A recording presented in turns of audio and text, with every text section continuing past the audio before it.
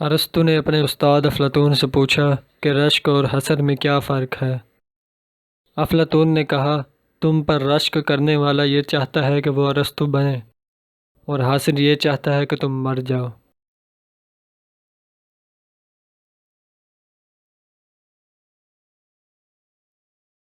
نوشیروان کے وزیر اعظم بزرج مہر سے کسی نے پوچھا کہ وہ کون سی نعمت ہے جس پر حسد نہیں کیا جاتا؟ کہا، تواضع۔ پھر پوچھا، وہ کون سی مصیبت ہے جس میں اسیر مصیبت سے کوئی ہمدردی نہیں کرتا؟ کہا، تکبر۔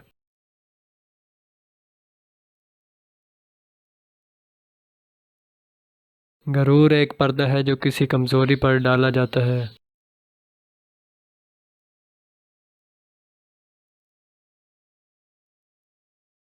جاہل کا انکسار عالم کے غرور سے بہتر ہے۔